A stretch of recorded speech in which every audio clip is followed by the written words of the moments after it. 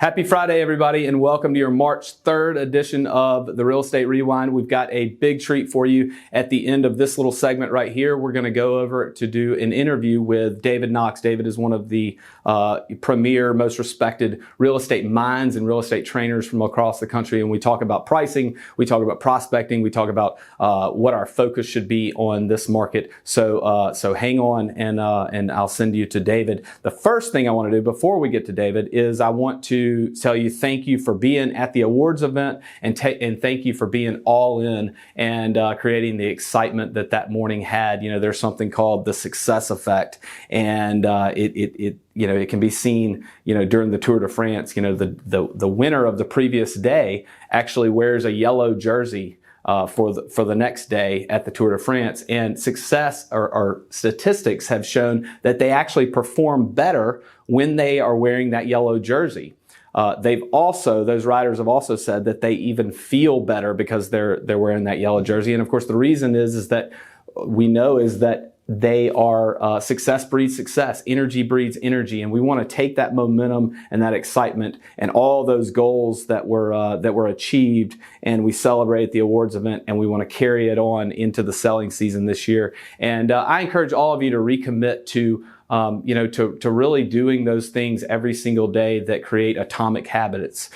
Winning the morning. If you win the morning, you win the day. You win the day, you win the week. You win the week, you win the month, and you win the month, and you win the year. And that compound effect is really what we want to accomplish as a company, and it's also what you should want to accomplish in your own individual businesses. There's no better opportunity to do that than on March 9th. We're going to have nationally renowned real estate speaker and trainer and coach Mary Palin with the Floyd Wickman Group. This is the old Sweat Hogs Group. Really, really excited about her being in Palm Beach Gardens on the morning of March 9th. RSVP for that, and let's have a fantastic morning. You'll learn a ton if you come down, and we're going to talk about the market, and then we're going to give it off to Mary and really talk about the techniques and the focus, and again, those prospecting tools that are going to carry us on throughout the rest of the year.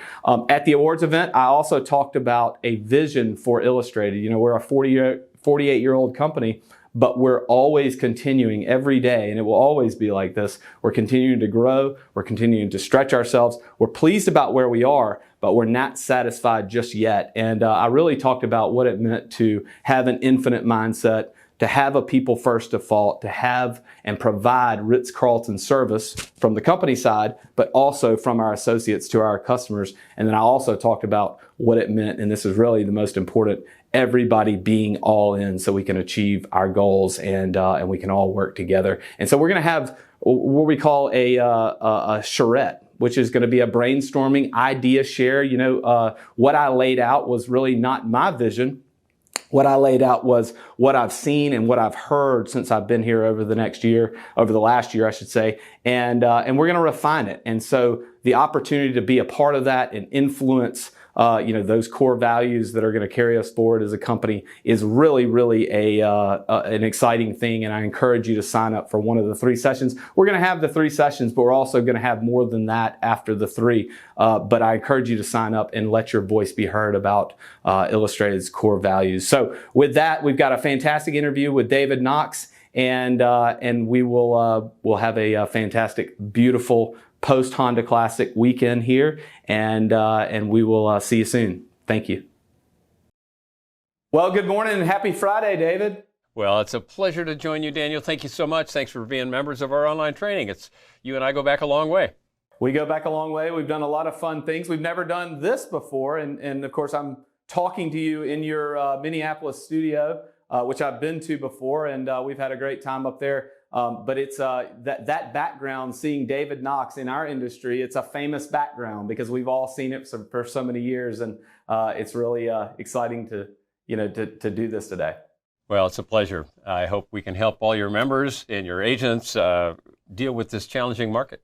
Yeah, there's a lot of stuff happening, and of course, David, you see things from one side of the country to the other, and you see things in South Florida all the way to Minneapolis to California. What are you seeing out there in terms of the how the most successful associates are responding to what's happening in the market, because it's very different now than it was this time last year even, and it was a very, very sharp change. What are you seeing out there? Yeah, very different change. We went from the ridiculously low interest rates to ridiculously high interest rates and never stopped at the logical in between. Across the country, I talk to people, one market they need buyers, one market they need sellers. So there is no such thing as a national market. That might be the first thing to relay. So for everybody listening, it's what's happening in your market. The other point to make is the media will focus on the, quote, national market, which really doesn't exist. But they're going to be alarmists. They're going to tell everybody how bad the world is. And there are absolute challenges. You know, interest rates go from 3 to 7. It's going to have an effect, and a negative effect. But I think one of the key things that I hear from top agents is, in the old days of not too many months ago, customers would come to them. Prospects would come to them. Well, that's not happening as much anymore. So the solution has to be that agents must go to prospects. So agents aren't used to taking the initiative. We sit back and go, hey, where are the buyers? Where are the sellers? I've been waiting, and they fool you. They no show. So you've got to say, you mean I've got to pick up the phone and call and have those conversations. So that's critical. And I think for all, well, not all, for most agents who have a good sphere of influence, that's going to be a great source. Start there. We talked to Bob Wolf on our Market Mastery. He says, you know, if you make 3 calls a day, three notes every day, at the end of the year, your business is going to change. So reaching out to the sphere of influence is critical. And along with that, I mean, he does some simple, old school things like sending out postcards every 21 days to let people know that he's still alive. And I get them. I've been getting them for years. David, don't you think we're kind of reverting back? It's kind of that boomerang effect where we're to a large degree, we're doing what we used to do in the old days to be effective. And when I say the old days, I don't mean 6 months ago, which was the old days, obviously, but I'm talking about 10 years ago, prior to the disruptors entering the market and turning our industry upside down. Well, you're so correct, and I think we need to get back to relationships and having conversations, and that's the part we hope everyone will come to us through technology or social media. And I think we absolutely need to have a presence on social media, and we have to have a message that is a positive one. People are still moving. I don't know what the number is going to be, 4.5 million people are going to move this year instead of 6? Yeah, it's 1.5 million less, but still the number of agents in the business goes from 1.2 million down to way less than half of that. So the per capita transactions, I think, goes up for the people who are serious about the business. And so I think that's pretty important. Yeah, it almost became, especially in a luxury market in South Florida like ours, it almost became a commodity, to buy a second, third, or even a fourth home. And of course, those staple drivers of our industry, death, unfortunately, divorce, moving up, moving down, moving to the side. Those are going to be the things that are driving our business once again. David, one of the things that one of the conversations, I should say, that our associates are having, all over South Florida is about pricing. And I loved, it's a challenge and an opportunity. I loved on one of your videos, you actually put up a little acronym, a little formula. It said, and we ought to put it on the screen here, but PP equals ZE plus WSW. And of course, what that stands for is pandemic pricing equals Zillow estimate plus what sellers want. Our associates would sit down for the last several years, and if you probably don't know anything different unless you were in the business prior to 5 years ago, but they would sit down and they would fill out a listing agreement and they would leave it blank with regard to the price, and they would say, Mr. Seller, Miss Seller, what number do you want to pick? Yeah, they go, hey, how much do you want for this place? Okay. That's right. Just fill it out. Looks good to me. We'll sell it. We'll have 10 offers. And of course, that's changed. But, as I said, pricing is the opportunity for us to shine out there, and knowing the market is our opportunity to shine. What are the best people out there doing with regard to pricing? Well, where do we begin? I think, first of all, you've got to have a thorough competitive market analysis and have your facts ready to go, and realize that the facts perhaps of the market 6 months ago you can't use. So you've got to pick out the comparables that relate to today's market. And that's a challenge because the ones 6 months ago no longer work. So you may have to go before PP, pre-pandemic pricing. And the other thing to do is move closer to the listing date and say, what happened? What sold yesterday, this morning? So I think when you do a CMA, you can go online and find stats from a week or a month ago, but you may want to find out what happened yesterday, driving around the neighborhood and getting absolute immediate sales.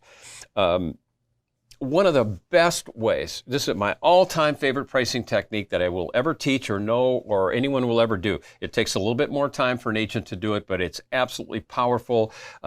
It makes the sellers understand the market, price correctly, and they're not mad at the agent. And it's a simple technique based on the old TV show, The Price is Right. And you do what I'll call a CMA field trip. Then very simply, you take a seller who is perhaps reluctant to price to the market and say, you know, Mr. and Mrs. Seller, one of the best ways to price listings in today's market is to do what builders have done forever, and that's they shop other builders. They find out what's their competitor doing, and pretty much all good businesses shop their competitor. What are they charging for hotel rooms, toothpaste, whatever? So you take the seller and say, look, we're going to do a CMA field trip, and I'm going to literally drive you to and show you 3 properties that are on the market right now. And we're going to go through and we're going to take a look. And then the key is you have them guess the price, because they're going to go in and say, well, this thing must be, this must be $2.5 million. You go, is that your final answer? You know, this is on the market for 1.7. 1.7. Yep. Wow. Now, I will acknowledge one of the challenges is the people you're taking are not buyers. So you've got to have respect for the listing agent that, hey, I'm bringing people through. They're not buyers. May I still see the property? If not, you're going to have to drive by. But the key is you show them 3 properties, ideally inside, if not outside, and have them guess the prices. And you do it with for sale prices, not sold. You can do sold, but do the for sale. Owners tend to believe that if this is what they're asking, I can't ask more than another asking price. A sold price to go, yeah, well, my house is better, and then they go above it. By the way, that same game can be played with buyers, and you drive them past 3 homes that have sold and have them guess the prices. And the buyers will always guess low. I think I can get this for 1.7. And you go, no, that's sold for 2.3. And the sellers will guess high, and the actual is lower. It takes a little bit of time, but I promise you there is no better way of getting owners to go, oh, okay, I guess we better price where you said. It takes a little time, but it saves you a lot of time as well. And it like you said, it provides that perspective and that meeting of the minds that we're all struggling. We've got sellers and we've got buyers and we've got agents, and they're all on a different area of the spectrum with regard to this market and the pricing and the conversation that you have to have in there. And so I was in the car with one of our top associates the other day, and he said basically exactly what you're saying, and he talked about the separation you've got to have as the associate with the market. You know, Mr. Market decides the price of this home. It's not Mr. and Miss Seller. It's not Mr. and Miss agent. It is the market, and it's an independent third party. And we've got to remember that. And it's not it's not a negative conversation. It is what it is. And I think we've got to embrace that perspective. Because facts are facts, and if we go ahead and get to the end result sooner, it will save us all a lot of time and energy and blood pressure and probably money. Yeah.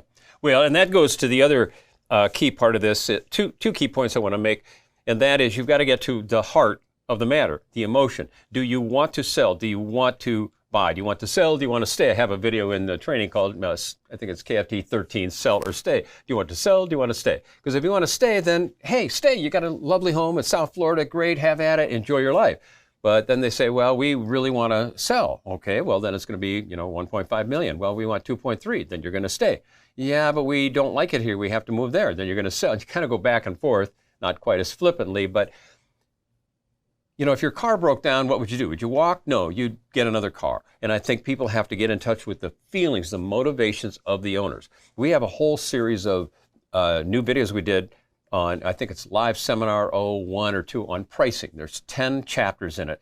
And the first one is getting to the motivation of the seller and focus on that before you ever do a CMA. Do they want to move? Second of all, and I have a chart that I've used for years called buying up in a down market. That, real estate goes up and then it comes down. And at the down point, the sellers are upset. Well, we're only getting, 600. We could have gotten 700. Yeah, but had you sold at 700, what would you spend on the next home? And well, you know, $1 million, okay, you would have spent 300 grand more. Well, guess what? The $1 million home also came down. So the delta between the two homes at the high price and the low price, it's easier to move now. They're closer to affording it now. But they're going to come back and say, yeah, but the interest rates are higher. Yes, they are. But you save 40 or 50 grand on the house, you're going to pay another 60 in interest, so you're still upside down 20 grand, but the 20 grand's tax deductible, so it's really only 10. And as your home starts going up, you can refinance. And having those kinds of logical conversations. But I will say again, logic doesn't work at all until we get in touch with the feelings. Then they'll listen to logic all day long. Yeah, you know, and that delta that you're talking about, that's where we earn our commission too, right? That's where we have those tough conversations. That's when we know the market, and that's when we articulate our value out there. This has been a whole lot of fun, David. You know, one final question, what should our priorities be? What should our focus be? What should our goals? Should our perspective be moving forward as we really get into the selling season here in this 2023 market? Great question. I think, first of all, I think all agents need to ask themselves the question, if you knew the market was never going to change, would you stay in it or not? Because if you're waiting for things to get better or different, they may or they may not, but you've got to decide, can you deal with the market as it is today? Do you want to list and sell today? Do you love this business enough to stay in it? And if you do, great. Now set your goals, do your math, how many listings, sales, to achieve your desired income. And then the fundamental, do your time blocking. Do an hour of prospecting every day. Set your time block, your hour of power, and say, that's it. I'm going to get a legal pad, a computer, and a pot of coffee, and I'm going to tune out the world, and I'm going to do an hour's worth of prospecting every single day. Not like if I get around to it. You commit to it. You absolutely commit and say, that's it. This is what I'm doing today. Then you make your calls, and you write your notes, and you get into your sphere of influence. I did my hour of power yesterday. I can't remember when I think about 2 in the afternoon. I started yesterday and I did an hour worth of prospecting calls. And, you know, some of them no answer, some are voice. You get everything, of course, but I left a message for one. The person called back and I had a conversation somewhat later with somebody who has 10,000 agents interested in maybe subscribing to our training. I go, wow, the stuff I teach works. Sometimes I surprise myself, but making that hour of power calling and commit to it every single day. And then you can do old school, hold an open house. Bob Wolf deals in a luxury market like yours, held an open house every day for a year, and that was way back in 1989. I think he did 35 million in transactions. Today, one of his agents held a listing open, said, David, we had 24 people at one open house, 16 in another. We're getting activity at open houses. They're free. There's no rejection. They're easy. Why not do them? So I think that's a great way to go. And somebody else said was making money by going back to the expired listings from way back, not just a month or going back a year or two, and check out some of those. And again, I don't know what's going to work in your market, Daniel. You're the expert on that. But go back to the 9 Ds. We have a video called Get Back to the 9 Ds of listing: divorce, diapers, as you brought up before.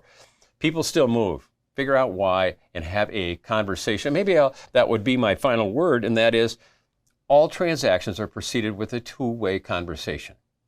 And if you're not having those every day, you're nowhere even close to getting a listing. It's hard to close with anything better than that, David. It is it's always an honor to talk to you, but today it's really fun to be in your studio here virtually, and we'll see you soon. Thanks so much. Well, thank you very much. It's sure a pleasure to work with you, and I appreciate our relationship and friendship over the long years. Thank you very much.